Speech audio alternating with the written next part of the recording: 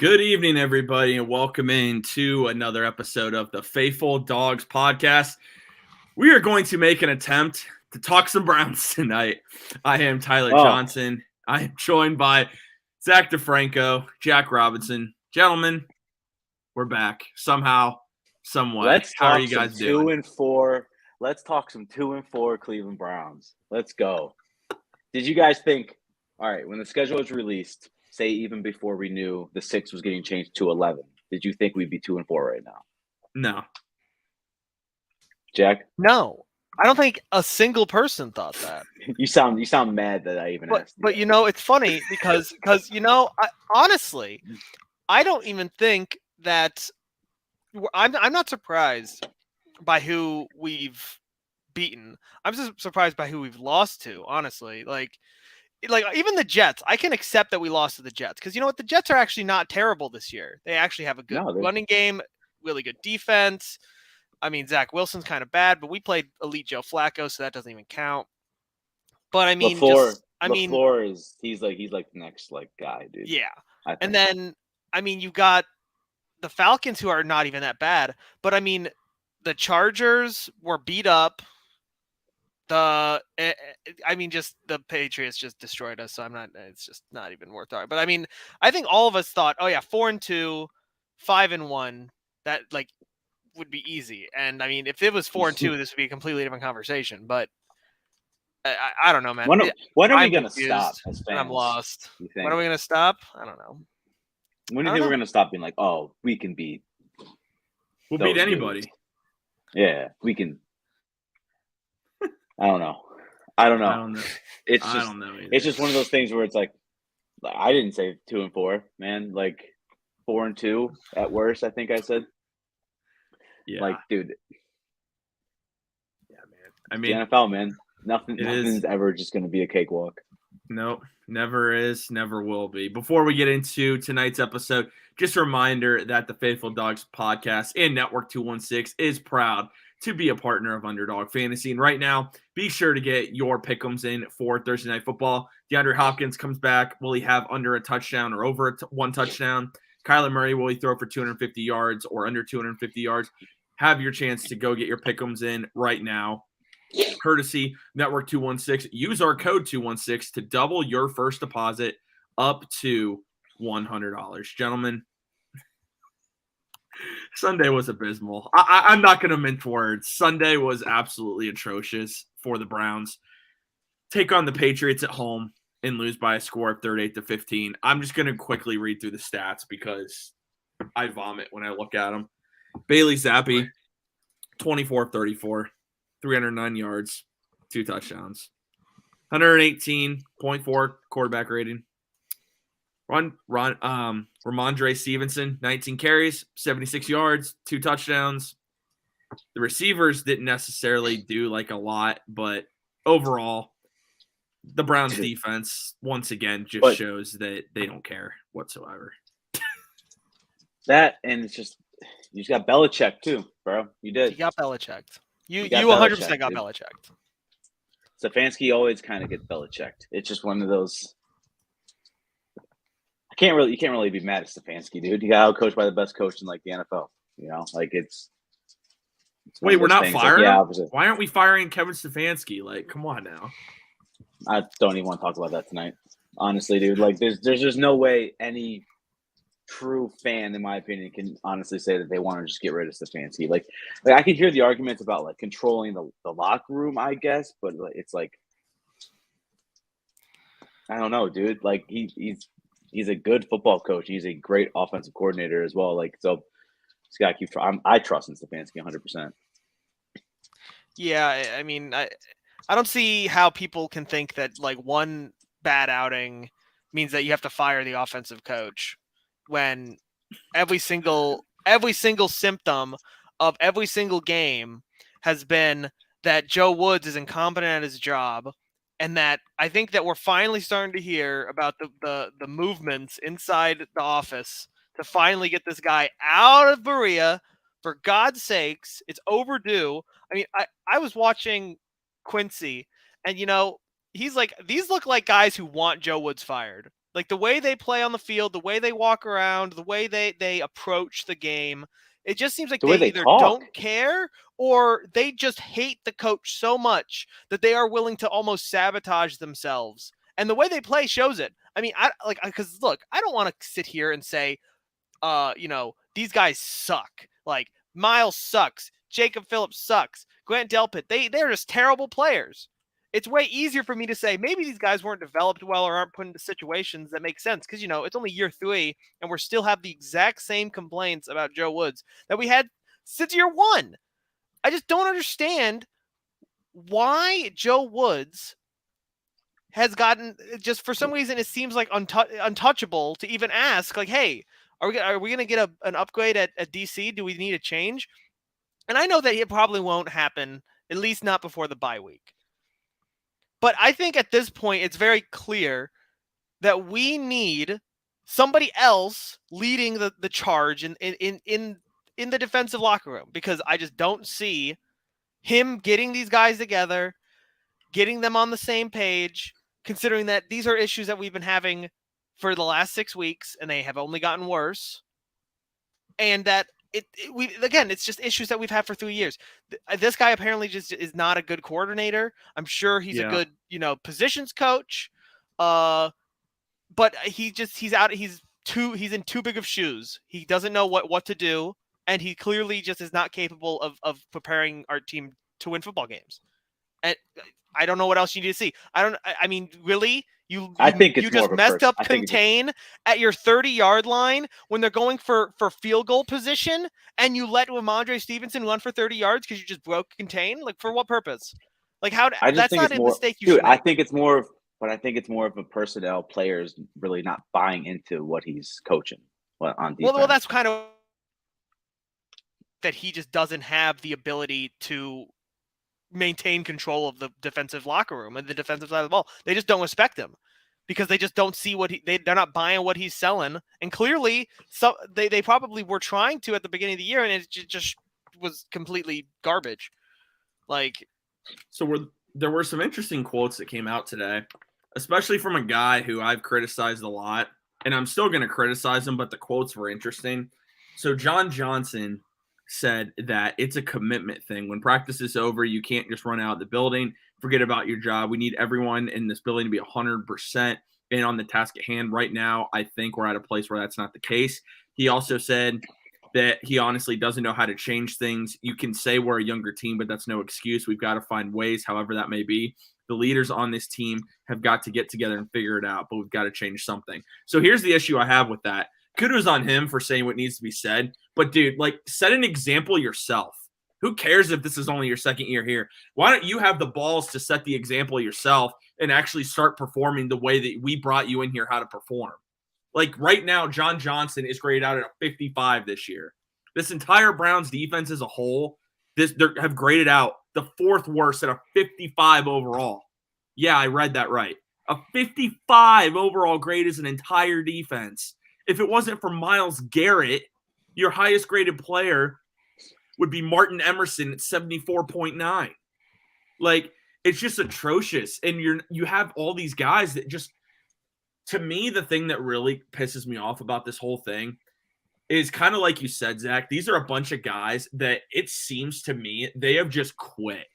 Flat out, just the effort is not there. And I'm to the point where yeah, we might lose, but at least when the Browns were 0-16, we had guys that were busting their balls trying to make plays. We just didn't have the talent these other teams have. Right now, we have the talent, and besides Myles Garrett, and I'll say Emerson because I think Emerson's playing his tail off, these guys just are going through the motions. And it's so irritating because we need guys on this field that are at least going to give 110%. If you don't believe in the coach, fine, I get it. Get these guys out of the game. I'd actually have respect for Joe Woods if he would start making changes to players that are loafing it on the field. I really would. I'd actually have respect for him if he did that because that's what a good coach does. It doesn't matter if they're one of your best players. If they're not going to put in the effort, they need to sit on the bench. Well, I think I'm sure that does bring up, who's responsible for establishing a culture on the defense? Would that be on the head coach or would that be on the defensive coordinator? That's Especially the coordinator. Yeah, I mean, the defensive Defensive coordinator, coordinator. especially if they've been there for 3 years, you would think that they'd have a repertoire, they'd have like a standard of operations of like, hey, if you play like this, we're gonna bench you. If you do this, we're gonna bench you. I mean, remember like a couple of weeks ago when John Johnson threw his helmet at the ref because of a bad call? Like, don't you think that at that point he would have been pulled immediately, probably benched for the rest of the quarter, if not the whole rest of the game, and made an example of specifically like, hey, you can't be doing stuff that hurts your teammates. You can't be doing stuff. He was out there the next play. Doesn't matter. I mean, the fact that Joe Woods still does not have the reins on this defense and isn't able to get the guys in the position that he wants them to be in, to perform to the level that I think we all think, especially at the beginning of the year, that we thought that they could get to. Mm-hmm. I mean, is it just he's a bad defensive coach? Can he not get to these guys? I mean, again, like he's been here for 3 years. He's been with most of these guys for 2 to 3 years. He's developed some of these rookies. So why the heck are they not listening to him now and not performing? And why isn't he able to establish like a culture that makes like guys are able to understand like, hey, I messed up. I need to take accountability. Do they just not practice like accountability and like for this? Because like it just seems like everybody ignores the issues and they just go, well, we just need to get better and we need to practice better. And it's like you can only say that so many times before I tune out. Like they've shown. I mean, here's the thing. I think culture needs to be established by a head coach, but then when you move to the other side of the ball, it's got to be by the coordinator. And this is Kevin Stefanski. He is the head coach. It is his job to run the team. He cannot call the defense and the offense. It's not possible. It isn't. He can't spend all of his time on the defense. He can't do it. That's what Joe Woods is there for. If Joe Woods can't do that job, someone else needs to be brought in. Stefanski has shown, I believe, that he has control. I mean, you've disciplined Perrion Winfrey in the past for issues. I mean, you brought him back, yeah. But Richard LeCount, who is an Andrew Berry draft pick, one of the things I read that said he had an issue being a professional, they let him go. He's not even on the practice squad anymore. Yep. That was a draft pick just a year ago. Stefanski has shown that he will take players out of the game. Stefanski will do it. Joe Woods has to be able to do that on the defensive side of the ball. JOK did not play that many snaps on Sunday, and they said it was just because of what New England was doing. That's no excuse. I mean, like, I get JOK has been great, but he's still one of your best overall athletes that needs to be on the football field. Yeah. So, and he'll give 100. JOK might not have the best technique, and that's a whole other thing. The fact that some of these players, I swear, don't know how to make a tackle. I mean, dude, you learn how to tackle when you're in 4th grade. Like, how do you not know how to make a tackle? It's just the basics. And they talk like, I'm so glad, Zach, I know you pointed this out, but I just have to say it too. I'm so glad we practiced our tackling circuit last week. Thank God. Made a huge difference on Sunday. Huge difference. So it looked really good when a rookie quarterback throws for 309 yards on you. Looks awesome. Grant Delpit, when quarterbacks target Grant Delpit, he allows 130 QBR. I mean, honestly, dude, who's worse, Grant Delpit or Employee 23? Grant Delpit. Like, that's pretty bad. You think? I think Grant Delpit, at this point right now, Grant Delpit is a worse football player, yes. At this moment right now. Oh. That's bad. Man. Like, that is bad. So, I mean, it's just the defense just looks sorry. It looks pathetic, dude. The effort's just terrible. Like, I mean, the effort's terrible.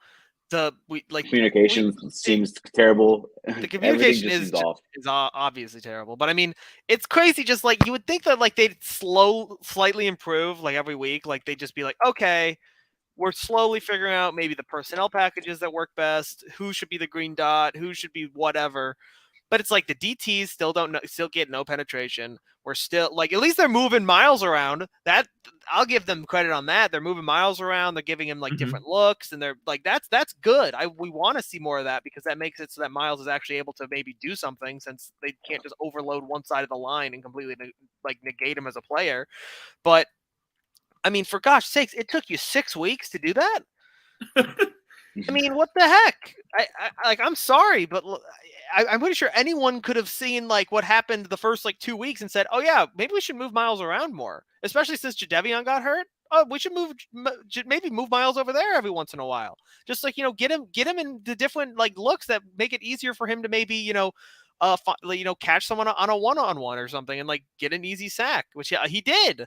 He got 2 sacks in this game. Like, so thank God, like at least we had, he produced something this game. But other than him, like it was just so bare bones. Like, I mean, it's just we keep playing the soft zone coverage. I mean, how many times do we need to get hit on 3rd and long by Bailey Zappi before we realize, hey, maybe we shouldn't just be playing zone all the time on these like on these 3rd and longs. I just don't understand what is with this super soft zone base coverage. I just don't get it. It's the same thing every week, and they improve on one thing, and then they just completely devolve on the other side of the ball. It just doesn't make any. I can't figure it out. I can't figure it out. It's analytics. I will say this, Jack. They did play a lot more man this week. Jake Burns pointed that out from OBR Film Breakdown, and it was atrocious. Yeah, they can't do anything right. I mean, this defense right now can't do anything. And I want to raise a question because this is a topic that people have been debating, so it's something we should probably talk about. How much responsibility does Andrew Berry have in this? Like, again, I'm a huge Andrew Berry fan. We all are. But how much responsibility does he have in what we're seeing right now in this defense? So you're talking about like the draft picks and the free agent moves, or yes? I mean, I would say that he's definitely missed. I mean, Richard's account just got released. What was he? He was a 5th round pick, wasn't he? 2021, yeah. I mean, obviously Jacob Phillips. I mean, we also have to give him props on Greg and on MJ Emerson. Looks like a really good player. Jacob Phillips. Just get him off the field. Jacob Phillips is new Anthony Schwartz, dude, on the defensive side of the ball. Like, I'm done. Off the field right now. I'm done, man. I can definitely say that we could probably put blame. Obviously, we all knew that defensive tackle was going to be a big deal. I feel like, considering that, I think we all knew that defensive tackle was going to be a weak spot. I feel like he should have attacked it a lot more in free agency.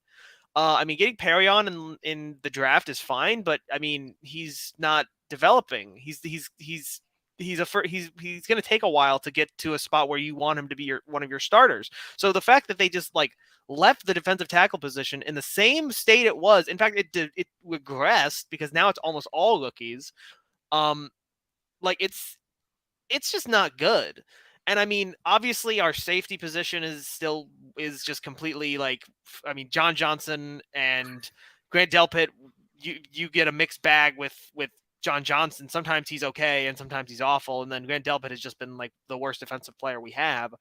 I mean, at least, and then linebacker, I mean, sure, he got JOK, but all of our other linebackers are starting to regress. And JOK can't do it all himself, so sometimes we see him have a slip up every game or so. So that's terrible. I mean, yeah, I can blame Andrew Berry for a lot because I think he kind of did all this stuff for the offense, and then I think he just expected that the defense would progress, considering that our defense wasn't awful, terrible last year, right? It was average. And I think that we all just thought, well, if it's average again this year, we'd be okay. And we would be okay if our defense was average. But I don't think he expected none of his draft picks to really hit in the later rounds, and for the defense, the defensive culture to just be completely just thrown out the window throughout the entire first 6 weeks, and for our identity to just be we don't blitz, we play soft zone, and then when we play man, you burn us and you get free 3rd and longs and huge broken plays, because that's essentially our defensive identity right now. I just think it's a lack of getting talent at positions of like true need on defense. Like, you got your cornerbacks, you feel comfortable no matter what. Like, you still feel comfortable going out there with Ward, Newsome, Emerson, even throwing Greedy Williams, AJ Green out there. You feel comfortable with that, But then you look at the depth on your front seven, that's when you kind of feel like a really big question mark there. It's like, dude, other than paying Clowney, you didn't do anything really there. Like, you kept Walker on a 1-year deal, didn't address depth behind linebackers like JOK and Walker. Obviously, you thought Phillips was going to be better, but defensive tackle, you didn't do anything. You just drafted guys to get blown 5 yards off the ball every single play. It's just you didn't address depth, and I keep talking about that with a bunch of people. Like, the depth is just bad on the front seven. Oh no, it's terrible. It's sad. Andrew, like, you got. I'm sorry, Zach. I was gonna let you continue. My bad, man. No, go ahead, man. I was gonna say, Andrew Berry. It kind of blew my mind how much he neglected the defensive tackle position, just coming in expecting that rookies were just going to be able to perform and guys who hadn't held those roles before. There were veterans you easily could have brought in for 1 year, 2 year, whatever it might be.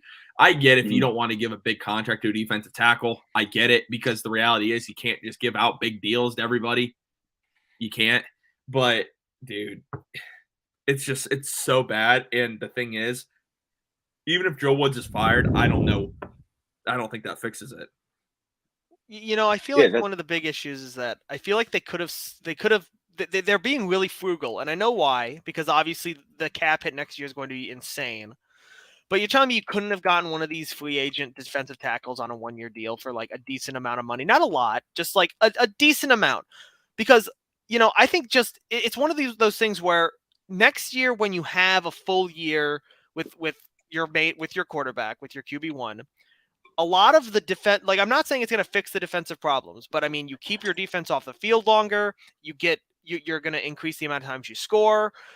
It's going to make it so that the defense isn't going to need to be even like above average to win you games. They have to just be okay. They have to just kind of slow down the other team enough that, you can score and win the game that way. If they had just spent a little bit of money, I think that we could easily be 3-3, 4-2. Mm-hmm. We're talking about like maybe a couple of stops over the course of those games. But you said it earlier too. You said as long as your defense is just average. Yeah. Just average. You have a better record. And that's the thing, is that I feel like he thought the defense I feel like the defense was average last year, where now it's well below average. And if he just invested a little bit of money this year, it would have made it so that once we get Deshaun back in week 13, that it wouldn't like our situation wouldn't be as dire, because our defense would at least be good enough that on this 1 year where the money is very reduced, that it wouldn't impact that much. And I know that next year, obviously, then we'd have to figure out, well, obviously we can't keep them. The money is going to be tight and all that. But at that point, you could also say, well, we have our quarterback for the whole year. We don't have to really worry about we can look at it at a much wider scale of, well, our offense is going to be way more consistent. Our offense should be on the field for much longer. So how much do we need to worry about the defensive tackle position? Maybe they can worry about it more in the draft, which of course that's an oxymoron, because Andrew Berry addressing it in the draft never happens. He 100% should have. I think we all said he should have gone after one of these guys, whether it be Sue or trade for one of these guys. I think I forget who we were talking about in the offseason, but just anyone that was available. I would have loved like Sebastian Joseph Day or something like that, like the names we talked about. But Andrew Berry just doesn't like to pay a defensive tackle like big money. But like every single contender you see has like 1 or 2 defensive tackles that just make a difference in a game, dude. Look at the entire Bills defensive line. Exactly. Even look at the Chiefs. Like the Chiefs have a great front seven, dude. In my opinion, like, yeah, they do. It's just bad, dude. We literally rely on Clowney if he can stay healthy, and Myles Garrett to just make an impact. Yeah. And your coverage isn't there, so they can't get to the quarterback fast enough. Quarterback can just get the ball out. It's same thing every year. I feel like we just talk about, seriously. It is. It is going to be really interesting to see what they do in the offseason, because Jack Duffin, who handles the cap conversations over at the OBR, talked about that what they're going to do is probably restructure Watson's contract every year to open up cap space and make it into a signing bonus. if that does happen, man, you better be signing some defensive tackles. Defensive tackles, please. Yeah, Another actually, wide though. receiver. Like, I mean, there's certain elements you're gonna have to add to this team. So I don't know. It's just frustrating. I mean, we're just all beyond frustrated at this point. I would and- just go spend. I would just go spend every single dollar you have on defense for next year. Find Yeah, a way, keep for real. Amari. Keep Amari. Well, what they'll probably do with Amari is just the same thing they did this year. Make $12 million out of signing bonus. Yeah. $8 million cap hit. That's probably what they'll do. I mean, because he's due $20 million. That's what they did this year. So that's kind of what I expect them to do for next year too. And again, you're doing what the Saints did, and you're just pushing that. Pushing the ball down the hill, Yeah, you're pushing it further down the line, but at the same time, it makes sense. So right now, we're at $32 million in cap space. That's of right now. For next year, as of right now, we're over by $3 million. Because win now. That's like win. That's win now, dude. Well, but that's where you restructure, because right now, you have Myles Garrett's base salary is 17, Watson's is 46, but then the guaranteed salary for Myles is like 10 million, Watson's is 46. You're gonna have to restructure some of these contracts. It's just the reality of where you're at. I mean, and I don't even want to say this. Depending on what happens, like with Amari, if he goes over 1,000, obviously he's definitely back. They do have a way if they cut him. Just saying, I'm just saying, due to the cap situation right now, if they cut Amari, they save $20 million. I don't think that's going to happen. I'm just saying there's another way of getting more cap space. So, I mean, I'd be terrified. Yeah, but then what do you do at wide receiver then? Pray. You put David Njoku in the slot every play. You hope Donovan Peoples-Jones can just keep, because he's been doing Bryant out there, and hope David Bell can be that guy. Hope that he can come in and and then of course you basically just $20 million. You I mean, in that case you just run Nick Chubb 25 times a game. Yeah, you're not gonna do that. I mean, hey dude, it's okay. If Amari's gone, at least we have Anthony Schwartz. Still. Dude, you just made me puke. He'll be developed by then, Tyler. Don't worry. He'll be developed by then. Yeah. Hey, those two drops on Sunday really showed me his development. He would have had a tough time. Would he have? I mean, maybe he would have caught it. There's like a 50-50 shot. I think it's more about 5 to 95. My dog agrees. But I mean, no, your dog's a Schwartzy fan. That's for sure. If you do want to hear some good news, John Johnson's probably going to be cut in the offseason.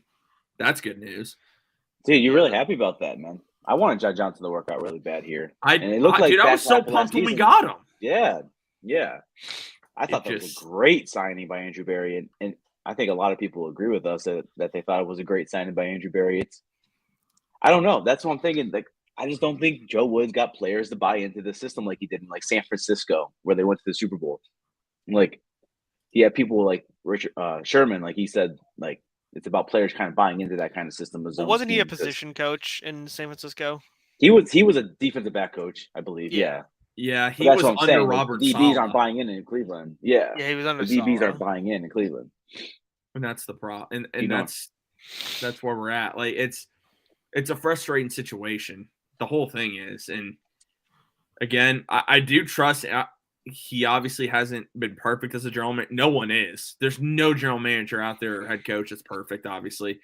I think Andrew Berry's still done a pretty nice job given the circumstances. Oh, absolutely. I mean, no, anyone that wants like AB and Stefanski going right now is like, dude, like, let me know who you're gonna go get.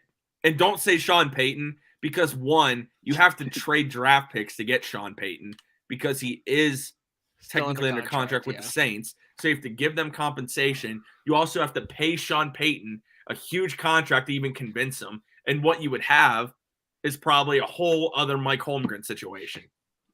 Listen, if we fired Kevin Stefanski, he would be hired tomorrow by another team. Yep. Another Someone's team hiring would as their hire offensive him. coordinator or a head coach. Or yeah, I I mean think- they'd sign him for the end of the year as an offensive coordinator, and then they would and then in the offseason of the next year, he would be a coach somewhere else. Like that's just what would happen. Like people want to say that, oh no, that wouldn't happen. He'd just probably go back to being an offensive coordinator. No, he's a good enough offensive mind that somebody would want to bring him in as a head coach.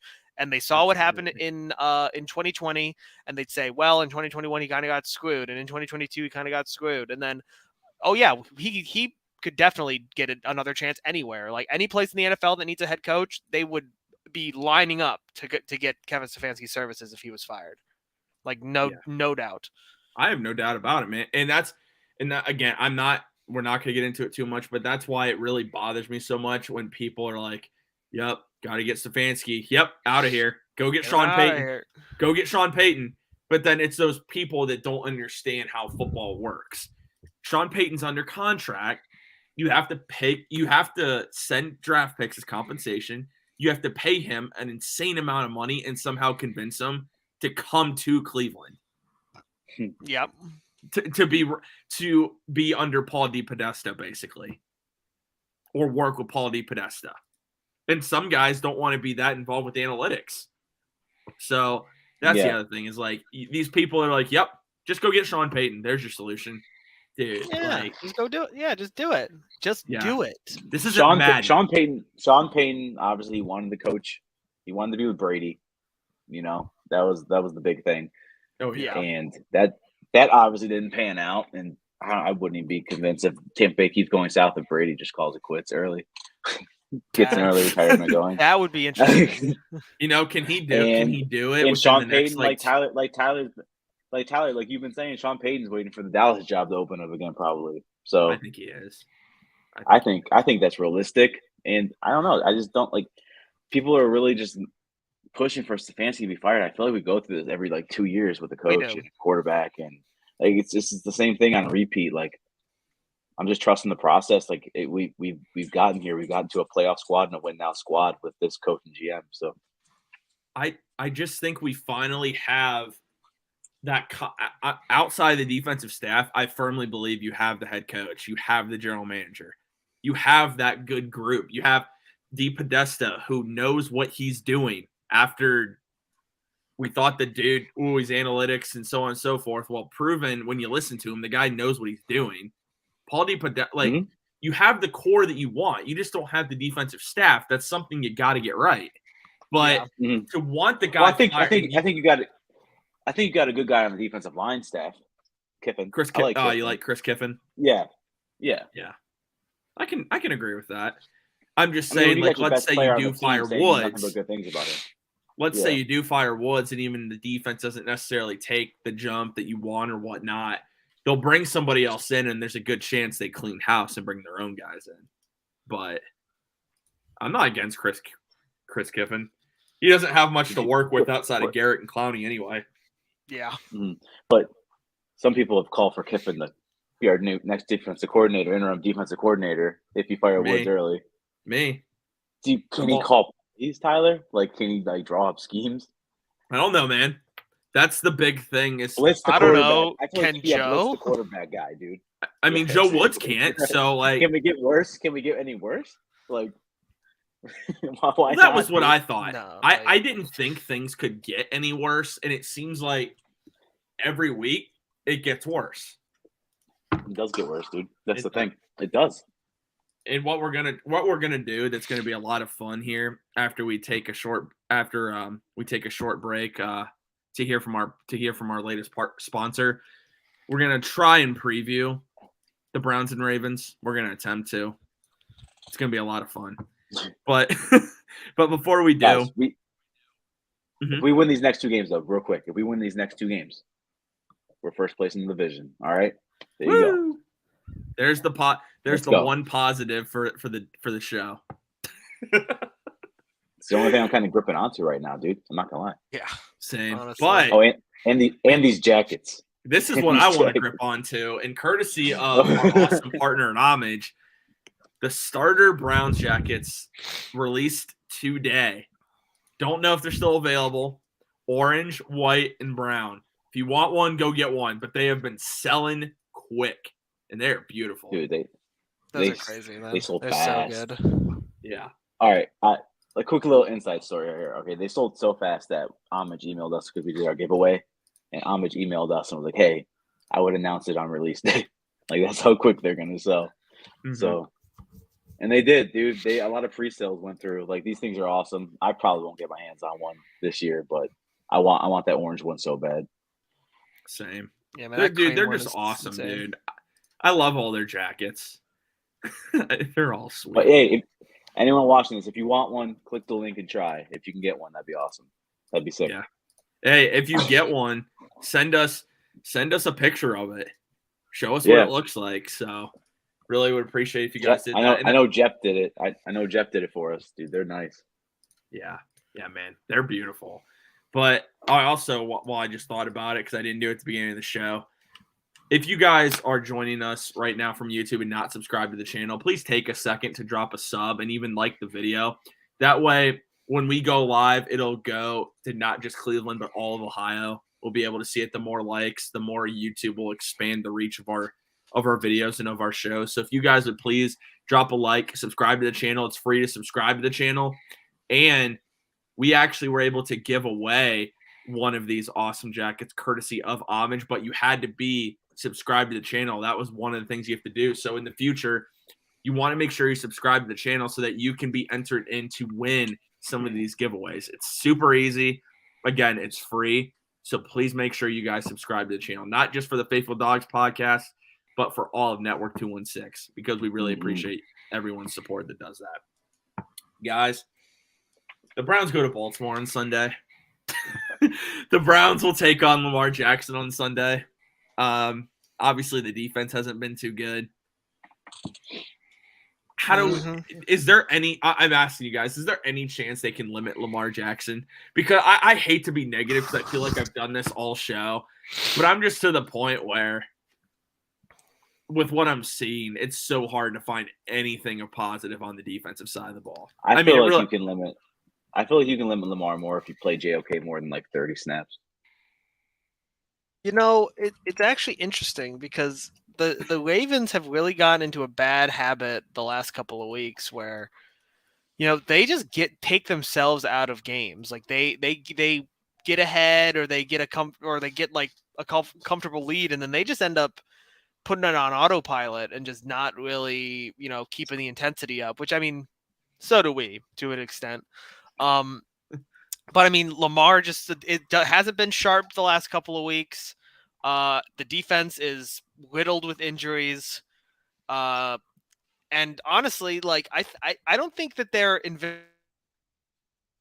3-3 and they lead the division. I think I'm pretty sure they lead the division. At 3-3. I mean, that's crazy that, I mean, this whole division is still so close. Like there's the fact that we are still actually not completely eliminated from even close to the playoff race. Dude, at 2 and 4, after 6 weeks, I hope not, dude. I mean, well, you know, there are some, if the Ravens had gone the way that they were looking the first couple of weeks, they could be 6-0, 5-1.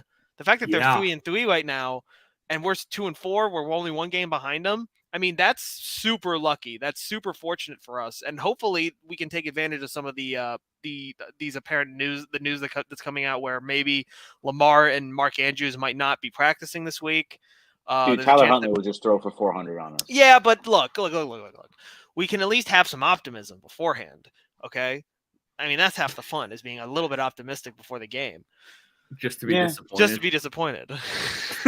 I mean, I think Lamar Andrews was for rest. Harbaugh said his was for rest. Lamar, he's been kind of limited the last couple of weeks. Hasn't seemed to actually affect him. We'll see what happens. I think my biggest – I don't think you're going to stop Lamar. You're just not. But one of the things the Browns have done in the past, at least on defense, I don't have much confidence we can do it this year. But in the past, they've done pretty well at limiting the Ravens on the ground. Mm-hmm. That is one thing they've done pretty well. But the guy that just continues to haunt us, and, like, he's another – like, if you have him in fantasy football, dude – congratulations to you. Mark Andrews is going to go off again on Sunday. Like, Yeah, he we we loves can't that stop a fantasy tight league. end to save our lives, and I then you're mean, playing one of the best. Mark in the league. Andrews is our kryptonite, man. That guy is a ghost because he just disappears and then he just reappears wide open in the end zone, and like it's crazy.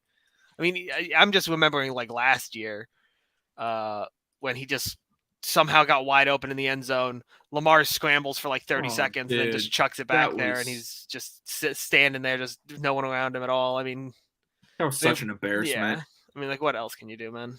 Yeah, it's Mark Andrews Oh. is just he's good, man. And the thing is, but we can't the thing about Andrews, he's obviously really good, but we just can't stop any tight end whatsoever. Like if you or I lined up at tight end, we'd probably have 100 yards and 2 touchdowns. We would. The Browns don't cover tight ends. Haven't done it since 1999. I'd break some ankles out there. Oh, I know you would. You'd knock us all dead. Well, Tyler, don't you have a game soon? You know, you're on the you're which team are you on again, Tyler? The Texans, dude. Yeah, They you're on don't the throw me the Texans. ball though. Like, come on, Davis Mills. Davis Mills, man. Hey, at least they I'm got telling rid you. of have a that. decent year. Hey, dude. good news is my dad, he is putting a film clip together. So that's the good news. And then we're going to There we share it go. on Instagram. Getting you out of there. He's getting But, you out of there, man. Guys, we'll just get right into the prediction. I mean, is there anything else you guys have on this game? I mean, I mean, dude, it's a divisional game. Like I said, it's a divisional game. Dude, like, win these next two, you're first place in the division. yeah. Hey, I won't wear my Brownie the Elf hoodie anymore. We are 0-3 when I wear that. Oh, dude, right. that's why we've been losing. Oh man, I wish I knew that was guy, why. I dude. would have told you to never wear it. Dude, come I on. think That's I'm going so to go cool. We back found to the real reason the why we NFL lose. Blitz. I'm going to go back to the NFL Blitz Chubb. That Last sounds time I good. wore it was Thursday night football. Let's go, dude. Let's do it. Let's do it. Oh, actually, I wore the Brownie Elf hoodie to Thursday night football, so we're 1-3. Okay, that's still pretty bad. There we go. For this game, who wants to go first with their prediction? I'll go Oh, God, first. predictions. But What's I our will record? give. What's our record with predictions? We'll. I guess we can talk about that when we go to those major predictions. But I'm going to say mine with absolutely no context. Browns win 23-21. I'm not gonna give no context. Really? Yep, no context. It's just gonna happen. Yeah, I could care less if his pick is actually correct with the No, Browns. I don't care.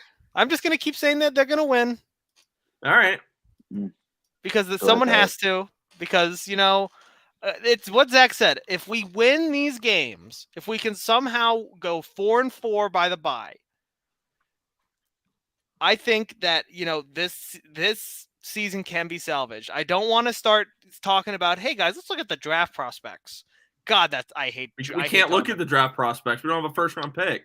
No, I know, but we can start looking at the third rounders. Okay. Second rounders. Yeah, but who cares? No, we're gonna trade out of the second round. That's what we always do. Also, Jack, if is a good point. If we win these 2 games, we are first in the division. But also, if we could fly, we'd save a lot of money on gas. True. Anyway. I had to go there. I just had to mess I think with you, one man. thing. I think one thing these teams that are doing that the Browns probably can't do Sunday is force turnovers against the Ravens. So, I hate to say this, dude. I got the Ravens beating us Sunday. I had us. What's your score? I'll get there, Tyler. All right. I had us only when the schedule was released. I had us only losing five or 6 games before Watson came back. No, this is actually the 11 game thing. So I had 5 or 6 losses. Now I think we could be looking at 7 or 8 realistic losses before Watson comes back. So I got Ravens 31, Browns 21. Sorry. All right. I hope I'm wrong. I really hope I'm wrong. I think last time I picked us to lose, we won. I'm not sure. No, I picked the Chargers. Never mind. Yeah. The last couple I've picked us to lose, and it pains me that I've been wrong. I also just think the thing that's also going to be tough, you're going to be without Wyatt Teller, and that is such a huge loss, especially for the run game. because I don't know Who's going to play? Froholt? You think Froholt's going to play? Froholt's probably going to play. Maybe Michael Dunn. But either way, you're losing something with Wyatt Teller. Obviously, one of the best guards. Thanks, Jacob. I agree, too. Go Cavs. But you're losing something, obviously, with Wyatt Teller. That's a huge loss. I just don't know how Jacoby's going to bounce back on Sunday. I feel like now teams have a recipe for how they're going to beat the Browns. I figured it was easy. You just got to stack the box, force Jacoby to beat you. Right now, that's what I see the Ravens doing because the Ravens are really well coached. They're a well coached football team. Gosh. I don't think that Joe Woods, well, not just Joe Woods. I don't think this defense can stop anybody. Dude, I think the Ravens are going to win 42-24. Woo. It's going to be, and then at that point, if you're not going to fire Joe Woods, I don't know what more you need to see. Like I'm still at the point I don't know what more you need to see on this. I think regardless, I think Joe Woods is gone by the bye week. That's my opinion. I think they're waiting for the bye week. You know, it's too long. I agree with you. It's just too long. 2 more weeks. By the bye week, it's kind of like halfway point in the season, you know. So I just think they're going to wait and kind of let whoever takes over have a little bit extra time to kind of build the camaraderie back on the defense. So, yeah, dude, I hope I'm wrong. I hope we can win these next 2 and take over the division. Give me some hope for the Browns season this year, but I just can't see it. And losing Teller is huge. Like Jacob said in our comment, dude, Froholt had a good game, but he's not Teller. He's not Wyatt Teller. He's not the guard you just extended, you know? So. All right, boys. I can't pick the Browns this week, guys. I can't. I'm sorry. I can't either. I can't I'm embarrassed to say it. I'm embarrassed to say it. But Zach, what is your record after last week? What's your record on the year? I predicted every game, dude, and I almost picked the Patriots to beat us. So I was 3-1. I lost the Browns prediction. So you're 13-11? Yep. Okay. But there's no asterisk, so that's awesome. Jack, how'd you do? I'm gonna kill you, man. I was 2-2. Hey, I'm 15-9. All right. I went 2-2 as well. So what's your I'm record, 16-7-1. Tyler technically has the best record. Barely. It's pretty close. It really is. I mean, you and Jack, dude. I'm just kind of chilling. All right. I got the scores put up. Jack, who you got first? Excuse me. Sorry about that. I'm going to take the Raiders over the Texans. Okay. This is why Jack's doing good. He's picking all the easiest games. Oh, shush. I did that week 1 and you called me out. Now you've done it every week since. All right, Zach. Do you tell me if you want me to scroll? Oh, I got it up myself too. Oh, okay. Perfect. Okay. Give me the Chiefs over the 49ers. All right. I'm gonna go. A lot of times we don't pick the Thursday night game. I think I'm gonna go the Cardinals over the Saints. They get DeAndre Hopkins back. Robbie Anderson. That might. Yeah. Hey, we'll see. Tell him just to run straight. Just run straight. We have a quarterback that can probably hit you on a long ball. Maybe. There you go. All right. So, yeah, I got the Cardinals.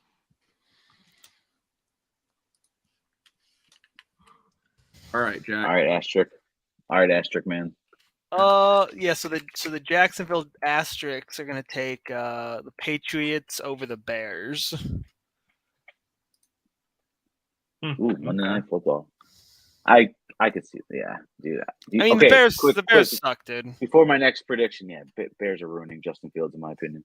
Before my next prediction, Bailey Zappi going to continue to start for the Patriots. I mean, yeah, I think at this point, what Mac Jones done, dude? I mean, dude, no, I don't think he's done. I don't think he's done, but I don't know if he's gonna be the guy that like they go with moving forward at this point. To be honest, it's tough. The way Bailey Zappi plays, I think you have to continue to start him. Yeah, he brings a different type of energy to that offense. You know. Mm-hmm. Absolutely. Well, it's They have also a just like defensive why coordinator calling their offensive plays. it's also That's just that like why would they rush Mac Jones back if Bailey Zappi's basically doing the exact same thing as him? And Mhm. even then, it's gonna be one of those things where, I mean, they're probably gonna end up bringing Mac Jones back just because, I mean, who knows how long Bailey Zappi can keep it up, but would they want to just keep Bailey Zappi long term because they won't have to pay him as much? Like, Dude, I don't know. do this? Well, it's I only don't know a if I should. 1 year difference between the two. Yeah. But I'm just I'm mostly just saying it just as like just to be facetious, like, oh hey, he's not a first round pick, you don't have to pay him that much money. Yeah, true. That's a good point. All right, Zach, who you All got? I got Giants over Jaguars. All right. Gonna take the How do you guys Dolphins feel about over that this. one? Huh? How do you guys feel about that one? Giants over Jaguars. I think that's fine. The Jaguars are kind of bad this year. Like they were I don't doing. think they're terrible. No, they're not terrible, but like they had a pretty decent start, and now I mean, what they've lost to the Colts and the Texans in back-to-back weeks. I mean, or not the Texans, the So Colts, and the Texans. Yeah. Situation I'm in my money league right now. So I dropped Trevor Lawrence as my backup quarterback, right?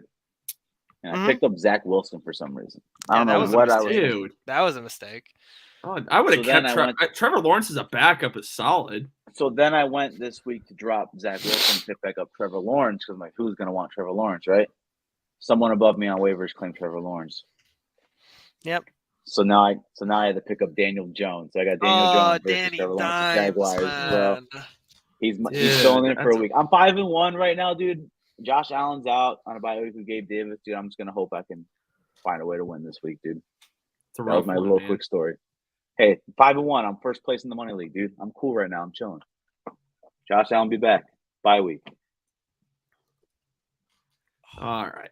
I got the Dolphins over the Steelers. The Tua return. Oh, Tua is returning. Yeah.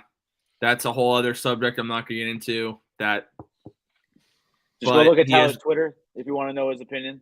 Yeah. You want to know my opinion, and then you can call me whatever you want on there.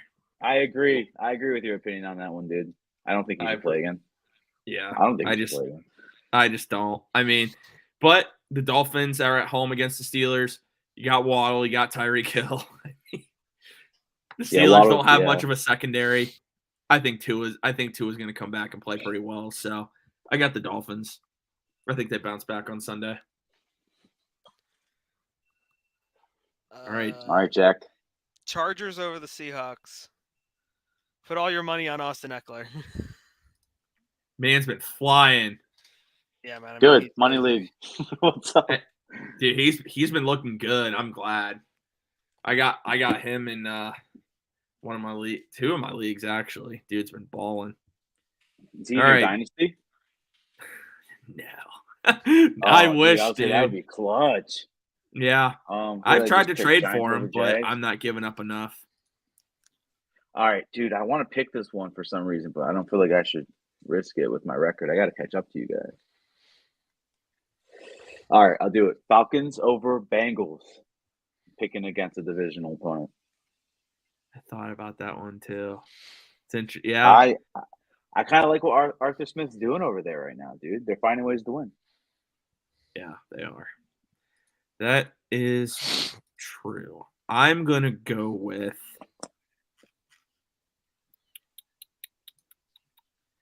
do I have – you know what? Yeah. Broncos country, we ain't riding. Give me the Jets. Jets, baby. Ride Breece Hall. Let's go. Should I go pick up Zach Wilson again?